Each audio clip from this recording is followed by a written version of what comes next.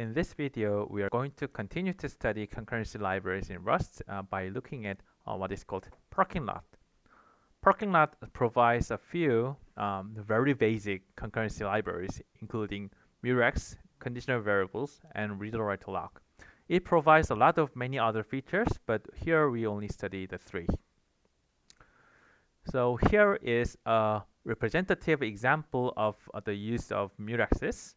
And here we are going to just use a few APIs of the Mutex. So let's just study this code. This is, by the way, copy and pasted from this example in this parking lot Mutex documentation.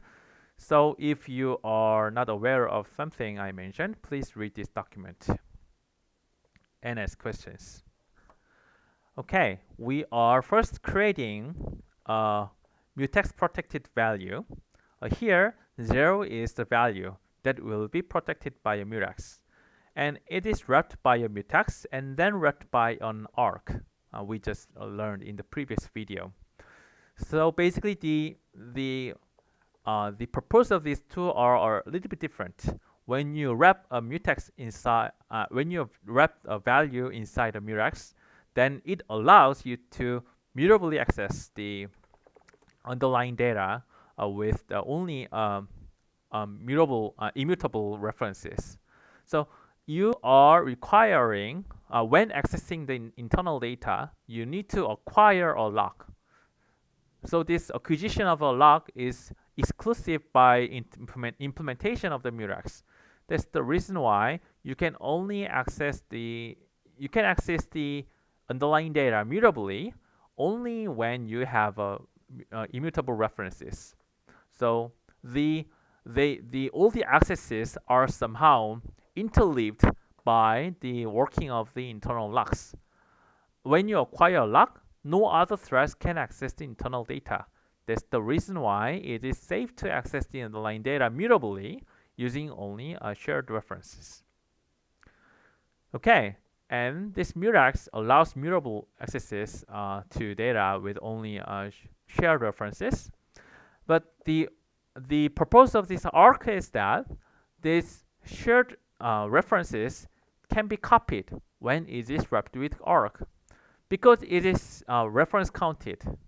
Because it is reference counted, you can just freely copy the reference data without worrying about the scope here by reference counting. So if you hold arc reference, then you don't need to worry about all the scope at all. As far as you have an reference counted pointer, then it will be the underlying data will be alive. So that's the reason why we wrap this mutex with an arc, so that the reference counter can be freely shared to another thread without worrying about all the scopes. Okay, at this program, we are creating a channel, which we will study in the later part of the video. But let's say that the channel is two endpoints. One is transmitter, and the other is receiver. When you send data from a transmitter, then the receiver can retrieve the data from the transmitter. So basically, that is a queue from transmitter to the receiver. And there are 10 threads, and it's defined as 10 here. So for 10 threads, we are going to create a new thread. There will be 10 new threads. And for each new thread, it is going to be given a reference counted pointer to the shared data. And also, it is also given a transmitter. Transmitter here can be freely cloned. So as a result, multiple threads can send the data to the same channel at the same time. At this example, 10 threads are simultaneously and concurrently sending values to the same channel at the same time. So anyway, this thread that is newly spawned is given a reference counted pointer to your data and a transmitter to the channel. Then, as usual, the spawn function requires that this underlying closure is sent and statically scoped, and data is tx is also sendable and statically scoped. So that is well typed, and that is happily compiled by Rust. So inside this thread function, it is going to try to acquire a lock. So as I said, Mutex is just allowing mutable accesses to data only with the immutable references. The reason is that it requires you to acquire a lock. So here it is acquiring a lock, and data is basically handle that proves that you have acquired a lock. And using this data, you can freely mutate the underlying data, which was initially 0, and it can be incremented by 1 in this thread. And it is perfectly safe because after you got you acquired the lock, then you are the only one that mutably accesses the underlying data. So it is very much safe to increment the data by 1. And if it is the same with the number of threads, then it is sending a value to the channel.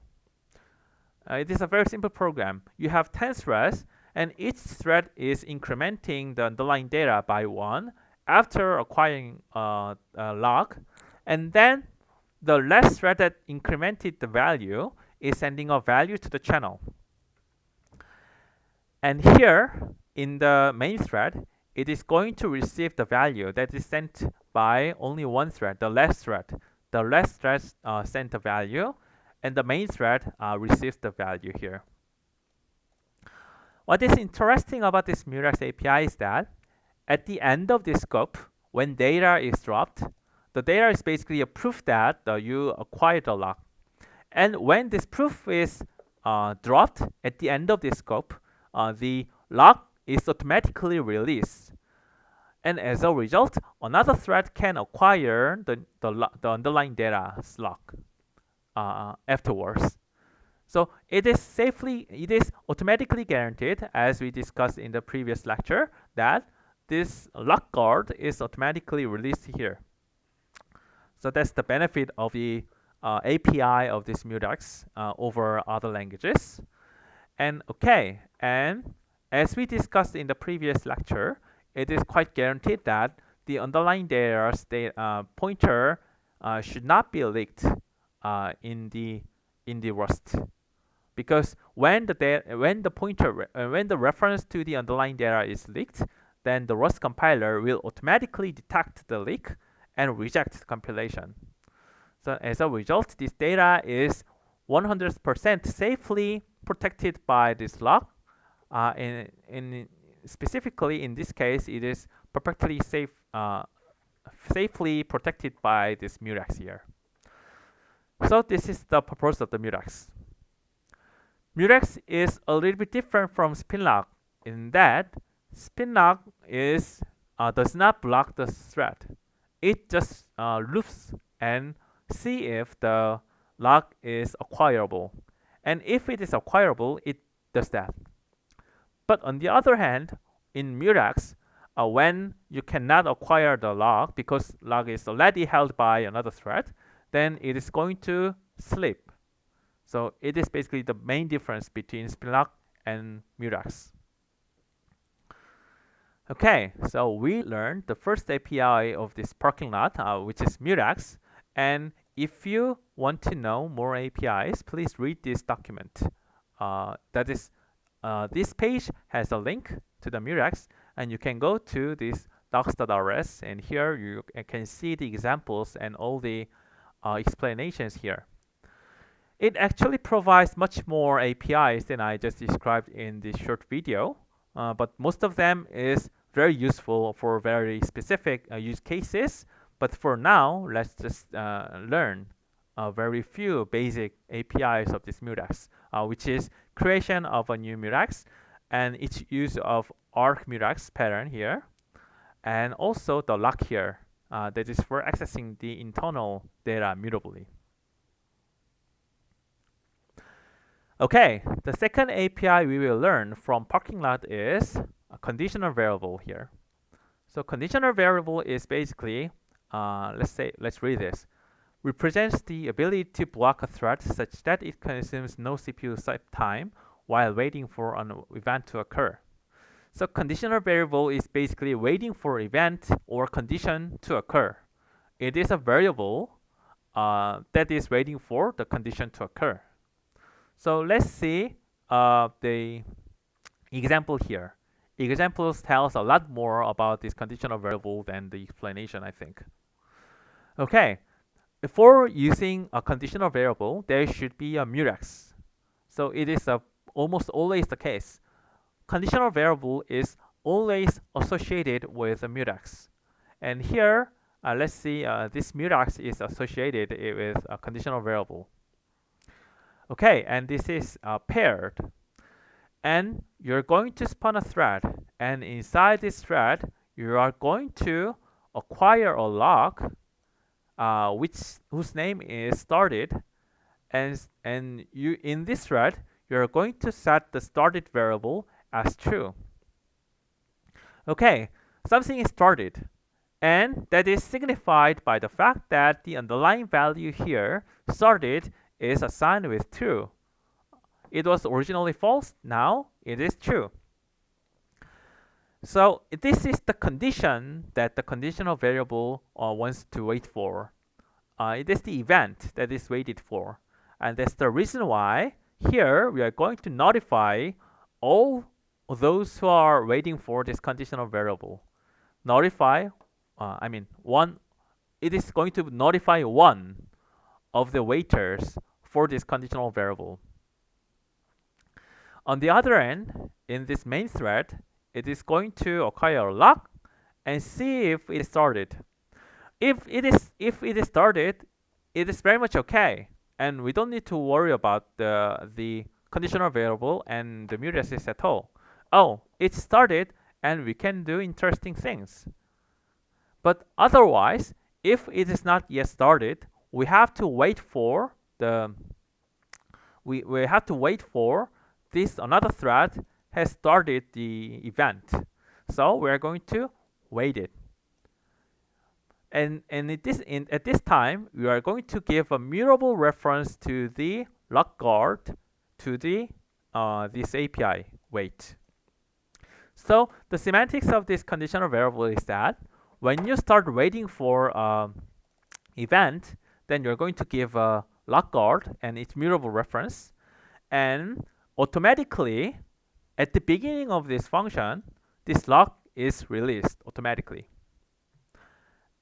And as a result, this another thread is able to acquire the same lock here.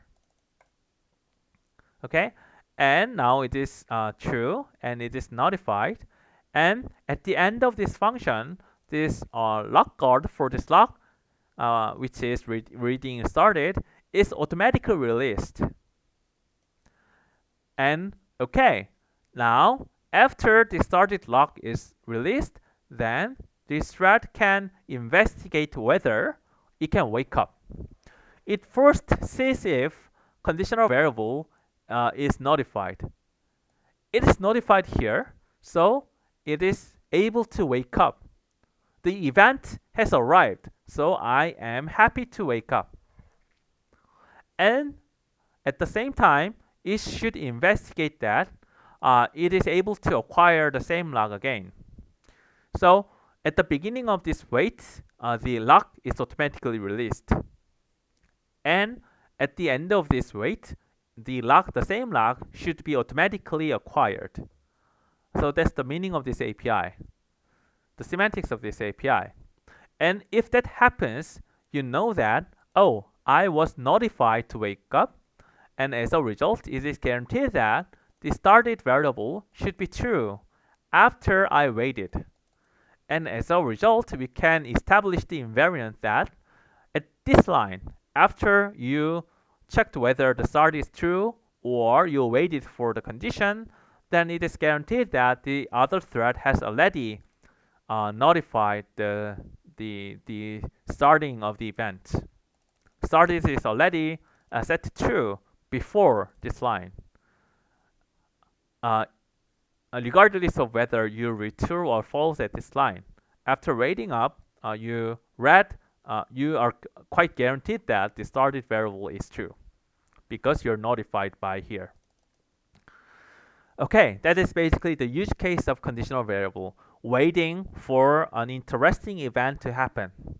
And in this example, this conditional variable is waiting for the other threads to set started as true. What is interesting about this API is the fact that the wait requires a mutable reference to the lock guard, which means that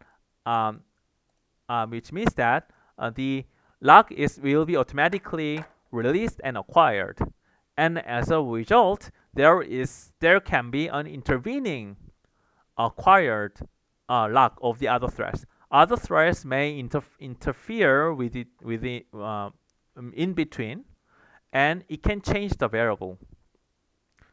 And as a result, we cannot hold a pointer that is acquired before the invocation of this and edit it later after the invocation of this wait. So let's see an example of what I said. So here is the example that is just copy and pasted from the documentation, and it is happily executed. Then let's say that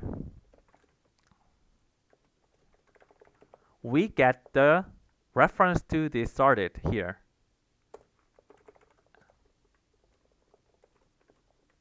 And we're going to print it here. You can see that it is not compiled because it is immutably borrowed here, and again mutably borrowed here. And as a result, there is a conflict between this shared mutable accesses, and the Rust is just fails to compile it. And it is very much expected because this s, the value of s, can be changed during the invocation of this wait, because the underlying lock is released and then acquired again, and in between the value of s can be changed by others. And as a result, it is unsafe to get a shared reference to the shared started here and then use it here. We should not do that. That's the reason why this wait requires a mutable reference to the lock guard. This mutable reference disallows this reuse of this pointer across this function call. If it is printed here, it is very much okay because it is not across the function call to this wait. But this is not okay because it is across a function called wait, which will release and acquire the underlying lock. It is very much unsafe. And you can see that the API of this wait automatically handles that. So it guarantees that this mutable, thanks to this mutable references, it is always safe to use this wait function. That is basically what is provided by the API of parking lot conditional variable. Okay, so far so good. So this conditional variable provides only safe APIs, and there are a few unsafe APIs, but you can just avoid that. Only using safe API, it is 100% absolutely guaranteed that all API calls, all combinations of API calls will be safe. The last example we're going to learn from parking lot is what is called reader writer lock or RW lock.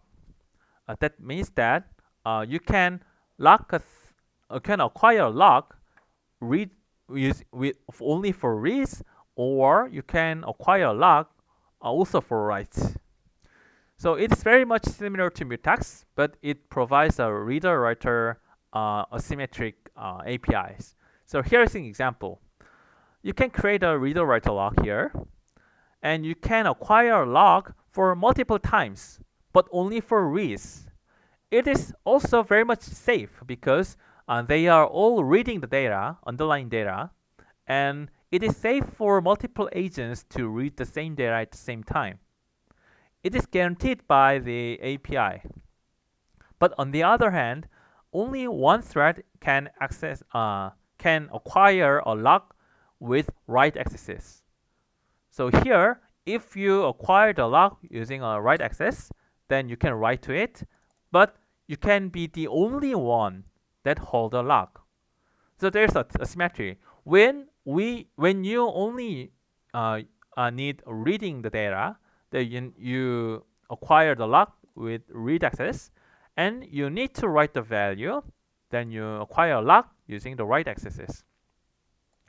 It can be much more efficient when the workload is read-mostly. When read-mostly data is protected by reader-writer log, then almost all the time they can be shared. All reads can be shared. Only when a few writes happen, the concurrency are gone. Otherwise, they can concurrently accessed by reader threads. Okay, so far we studied the three the APIs of parking lot, which are all 100% APIs. The APIs we learned so far are 100% safe, and they are Mutexes, conditional variables, and the RW lock. And in the next video, we are going to continue to study those inside the other three libraries.